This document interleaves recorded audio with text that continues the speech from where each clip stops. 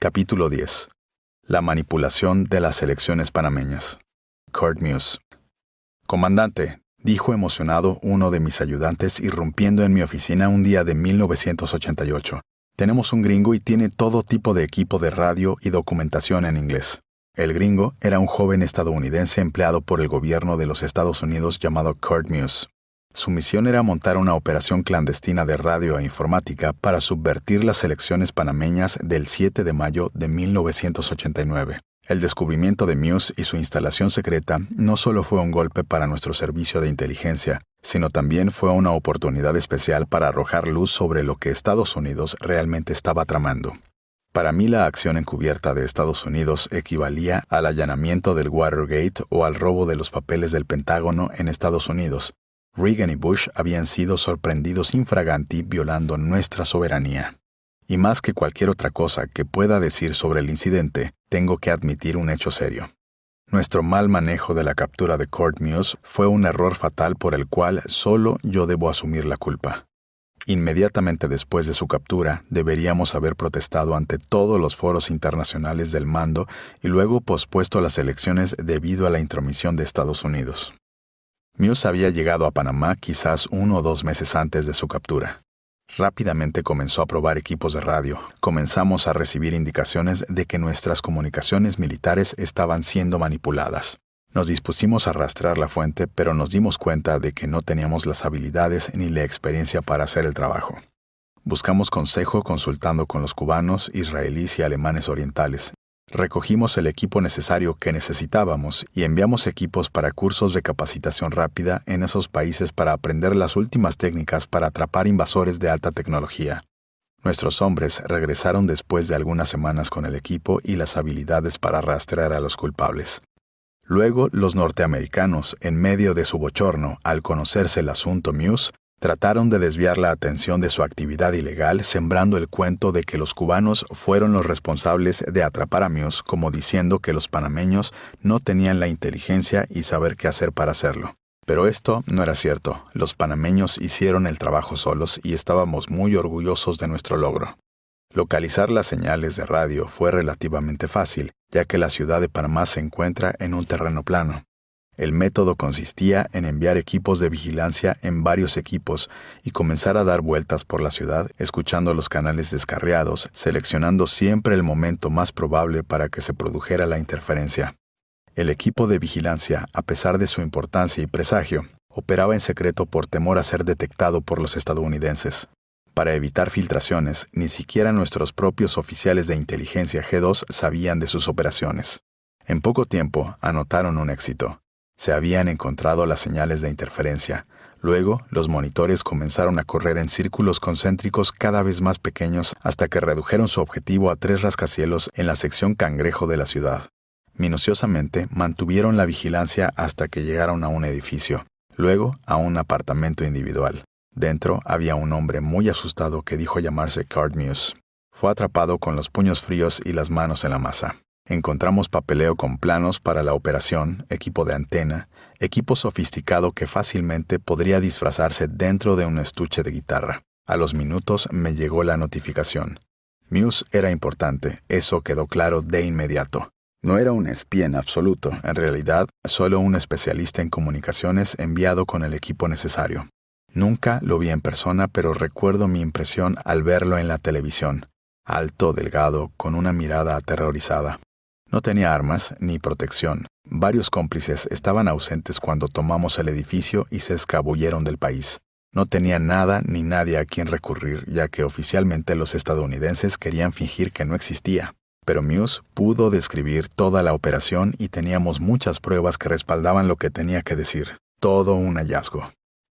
Enviamos un equipo de evaluación para interrogarlo, reteniéndolo un tiempo en aislamiento, descubriendo los detalles de la operación. Muse, al darse cuenta de que no tenía abogado, ningún contacto con el mundo exterior, no necesitaba que lo animaran a abrirse. Era bastante hablador. Dijo que la operación tenía como objetivo intervenir en las elecciones proporcionando programación de radio y televisión falsa antes, durante y después para mostrar que los partidos de oposición estaban ganando sin importar cuál fuera la verdad. La idea era provocar una reacción rápida y compasiva de los opositores en el país y en el extranjero, para informar de una victoria de la oposición en las elecciones antes de que se recogieran las papeletas. Querían informes falsos en todos los niveles, creando la impresión de que todo se había decidido a favor de los estadounidenses y sus candidatos. Los estadounidenses debieron saber de inmediato que teníamos a Muse, pero no dijeron nada hasta que hicimos el anuncio. Una cosa estaba clara. Los estadounidenses necesitaban liberar a Kurt Muse. Fue acusado de espionaje contra la nación, un delito muy grave según las leyes panameñas, como lo sería en cualquier otra parte del mundo. Estados Unidos se negó a decir que tenía estatus militar, ya que ese nivel de espionaje militar era difícil de defender. Era más fácil defenderlo bajo la ley civil, con sus derechos a un abogado, a vistas, a comida, etc. Pero enviaron al cónsul a verlo, tratándolo como cualquier otro estadounidense de la antigua zona del canal. Un marinero que bebió demasiado y se peleó en un bar o algo así. Luego enviaron a personas que se registraron en la cárcel como parientes de Muse, pero sabíamos que no eran ni primos ni hermanos. Estos eran agentes del gobierno, enviados para controlarlo y darle una instrucción específica. No hables. Y cuando supieron consternados que ya había hablado, cambiaron al plan B. Di que todo lo que confesaste fue mentira, que te coaccionaron. Supervisamos sus conversaciones en la cárcel con estos supuestos miembros de la familia. Cállate, no hables, dijeron ellos. Es toda mentira, te presionaron, dijeron. Fue bajo coacción. Pero no hubo coacción ni presión. Los detalles técnicos de lo que estaba haciendo estaban ahí mismo en nuestras manos. También lo fue la documentación para hacer que el equipo funcione. Nadie podría haberse defendido contra eso. Teníamos los bienes. Muse fue una vergüenza tal para los Estados Unidos que su rescate de la prisión modelo fue la misión principal, nada menos que el Delta Force, más de un año después, la primera operación planeada en la invasión estadounidense de Panamá en 1989. Lo habían presentado a periodistas y confesó lo que había hecho. Fue un golpe para Estados Unidos, pero nunca reconocieron que era un agente de la CIA o de la DIA, ni pagado por Estados Unidos, como si fuera un extraterrestre que apareció de la nada. El coronel Marcus Justin fue la única persona que argumentó enérgicamente para que canceláramos las elecciones. Dijo que deberíamos jugar a lo grande, protestar y someter a Muse a un juicio público. Dijo que ese era el momento exacto para decir que no podía haber elecciones porque Estados Unidos había conspirado en nuestra política interna y necesitábamos investigar hasta dónde habían penetrado en nuestro sistema. Justin tenía razón. Mirando hacia atrás, veo que este hubiera sido el momento clave para mostrarle al mundo entero cómo Estados Unidos estaba manipulando no solo el proceso electoral, sino todos los asuntos internos de Panamá.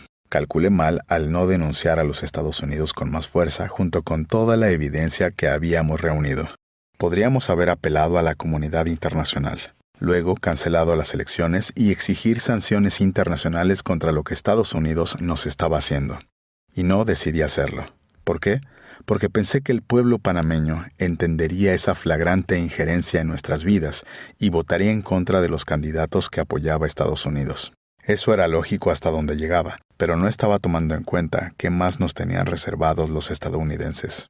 Aportaron dinero, organización, asesores, propaganda y entrevistas a los candidatos que respaldaron. Guillermo Endara, el candidato a un presidente de la Cruzada Cívica, y sus compañeros de fórmula eran tan evidentes títeres de los Estados Unidos que surgió una sensación de repugnancia entre las masas panameñas.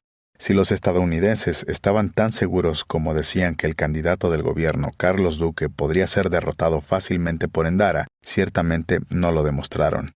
Estados Unidos, bajo la operación secreta Panamá 4, asignó al menos 10 millones para desestabilizar a Panamá antes de las elecciones.